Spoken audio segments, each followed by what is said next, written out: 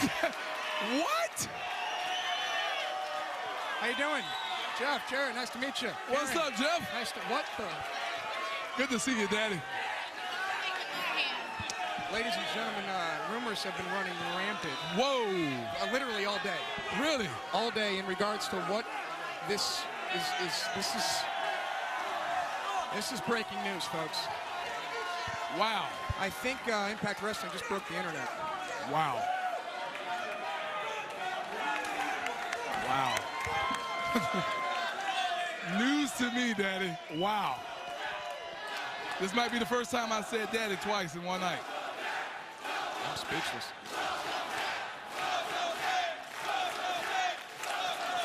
Wow. Thank you. Thank you. Has hell froze over? What in the world is Jeff and Karen Jarrett, the co-founders of Global Force Wrestling, doing in the middle of a TNA wrestling ring? Well, I will address some points tonight, and some points I'll address about Global Force Wrestling and Jeff and Karen at a later date. But I am going to let you in on why I am specifically here tonight. And I'm going to go back a week ago today. I was in Winston-Salem, North Carolina, promoting a Global Force Grand Slam Tour show, and I got a text from TNA management. And they said, hey, Jeff, we'd like to have a conference call with you. We got a proposal for you. And I'll be honest with you, I was boarding the plane, actually it was in Raleigh, and I just put the phone back into my back pocket and got on and didn't even reply. And then when I got up in the air, I got to thinking, what do they want? It's no secret that we've had our ups and downs, but do they want a talent exchange between Global Force? Do they want to run a co-show? And so I said, you know what, I'm gonna reply and say, yeah, I'll hear you out. And so we got on the phone, and they proposed to me, they said, hey, Jeff, we want you to come back and be in a match.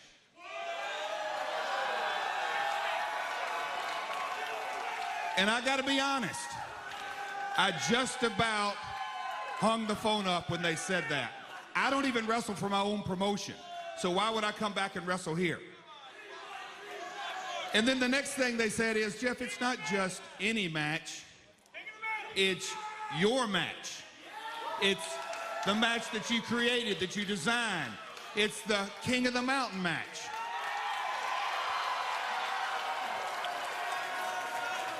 And they said, Jeff, this isn't just gonna be any episode of Impact. This is gonna be at the 13th anniversary of the company that you and your father co-founded in 2002. So I gotta admit, the emotions started coming over me about all the great times that I've had right here in the Impact Zone. The night that I was standing in this ring and Jim Cornette let out that Kurt Angle was jumping to TNA. I got goosebumps. I remember the night when a guy you might have heard of these days, Samoa Joe, walked down the aisle and gave Kurt the headbutt from hell. And I can remember literally before our very eyes over several years, a punk kid from North Georgia become into quite arguably the greatest wrestler this organization's ever produced, AJ Styles. And I could go on and on. Bobby Roode, James Storm put together at a time that nobody knew where they were going. They became beer money and probably the greatest tag team this company's ever produced. Eric Young went from being the Pied Piper to having more television shows than Ryan Seacrest. And then I pumped the brakes. And I said, you know, I'm looking in my rearview mirror and have all this warm and fuzzy. But since April 7th, 2014, I've put my blood, sweat, and tears on promoting Global Force Wrestling. And I had to really, thank you. And I had to really think about, how's this gonna affect the Global Force roster? How is this going to, the staff, my team at home that has really, really dug deep over the last 14 months. And then it goes without saying, how was Karen? How is she going to react to this? First off, I love you with everything that I am, Jeff Jarrett. But as you all know, I'm a little different than Jeff. So when Jeff hung up the phone with TNA and came walking into the room and said, "You better sit down for this," I thought, oh my God, what now? What now?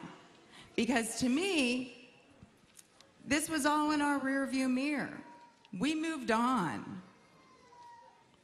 Global Force Wrestling, our family, this is what we're living. Global Force Wrestling, that is our future. Thank you.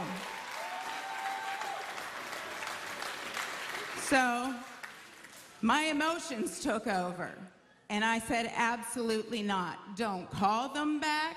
Don't text them back. We've moved on. And then Jeff continued to lay it out to me.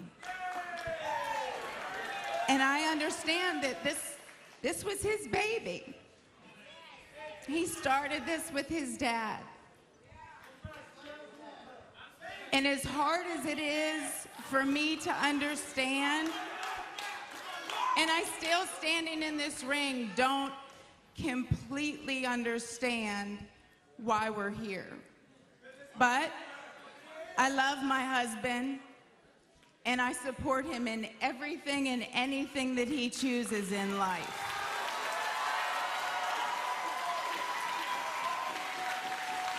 And even this morning at 11 a.m., sitting on the phone with a part of our Global Force Wrestling talent roster and good friend and confidant, Sanjay Dutt,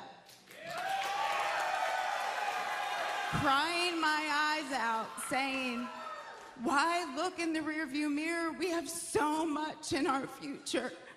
And he's worked so hard. And Sanjay said, Karen, you may never understand this, but he didn't go out the way that he wanted to go out. No matter how bright our future is, or how good things are, right now, Jeff didn't leave here on his terms. He got fired on a backstage pre-tape by Sting. So, Jeff, that being said, I didn't get on this plane today and walk into this ring to turn around and go home. You are going to leave this company on your terms. And Sunday, look at me, you're going to make things right. The way Jeff Jarrett knows how to do it. I love you, baby, and I will be standing there by your side. So you can bank on this. This Sunday, it's Slammiversary that's going to be seen around the globe. The King of the Mountain is officially declaring himself in the match. One last time, I'm walking the TNA aisle, and I'll be damned if I'm not going to climb that ladder and reign King of the Mountain. And just like my good buddy Toby Keith looked me in the eye 2 days ago and said, hey kid, you may not be as good as you once were, but once you're as good as you ever were. We have a saying in this business, never say never.